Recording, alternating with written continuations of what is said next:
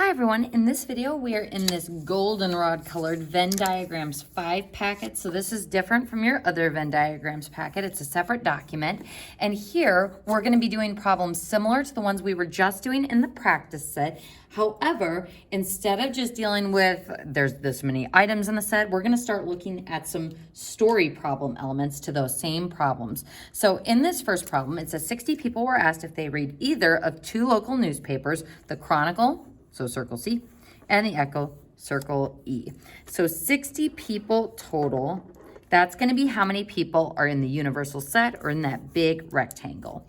Now, 12 people read both newspapers.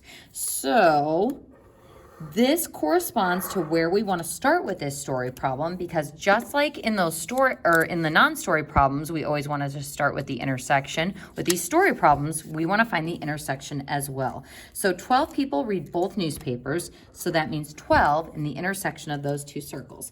36 people read the Chronicle. So this is where the story problems can be a little bit tricky.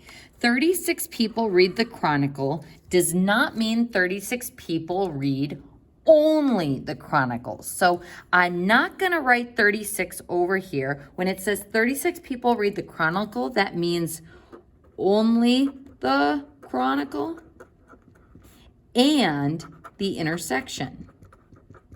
So the people who read both the Chronicle and the Echo, and the people who just read the Chronicle. So when it says 36 people read the Chronicle, that means in that whole circle, there are 36 elements. So again, it was probably a little bit easier when we were just dealing with the numbers, but once we start putting words in, sometimes it's a little bit sketchier and open to interpretation. So 36 people reading the Chronicle means 36 total in that circle. So that means how many people only are reading the Chronicle? 36 minus 12, which would be 24. Then 25 people read the Echo. Same thing. That means there's 25 in that entire circle. So if there's 12 in the intersection, that leaves 13 who are just reading the Echo. So the only thing we have left to fill out in this Venn diagram is the number of items that are in the universal set, but outside our circles. So if there were 60 people who were asked, I can take 60 minus 24, minus 12, minus 13, and that's going to give me 11 people who don't read either of those 2 papers. So this is what my Venn diagram solution would look like. Now it says, write the number of people who belong in each section in the Venn diagram. We just did that. B says, what proportion of people read neither newspaper? So folks, how many people read neither newspaper? 11. But since it asks for a proportion, we're going to take those 11 and take it out of the total number of people who were asked. So 11 out of 60. Can we simplify that? No, we cannot. So that's our final proportion. Moving on to the next one. 85 people were asked about whether they like tea or coffee. 67 like at least one of the drinks. 29 like tea, but not coffee. 22 like coffee, but not tea. Write the number of people who belong in each section of the Venn diagram. All right, folks, let's go ahead and start with, there's no intersection here, so let's try to make use of this first piece. It says 67 like at least one of the drinks. That means there are 67 in all of these regions, including the intersection. So this is the union. 29 like tea, but not coffee. So 29 like tea,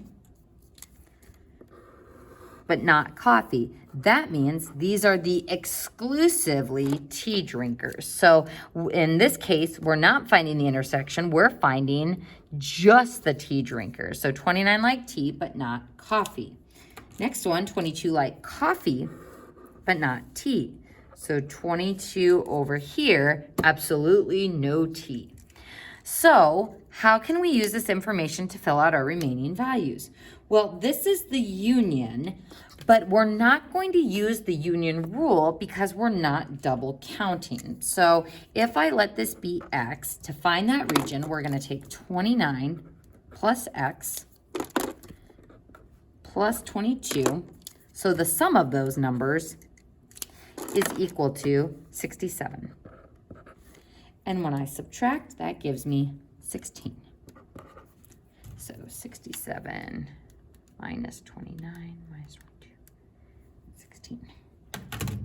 So I don't have to subtract x here because I'm not double counting, because I'm not taking the entire elements of tea drinkers and the entire elements of the coffee drinkers. When you're looking at the union on the Venn diagram, you can just straight up add those region values together, the just in this one, the intersection, and the just in that one. So our last piece of information that we need to figure out is there 85 people who were asked, so this item plus this item plus this item plus whatever number of items is out in this region would total 85. So that leaves me with 18 in that outer region. So there's our Venn diagram. Then it says one of the people is chosen at random. Work out the probability, so that's what that P notation means, not the number of items, but the probability of landing on the intersection of T and C. So what's my intersection? The tea and coffee drinkers are 16. How do I find probability? We take the number of chances we have of getting that intersection and divide it by the total number of items, which is 85. So 16 out of 85, go ahead and write probability there. 16 out of 85 is my probability, no way of simplifying. So that is my final answer.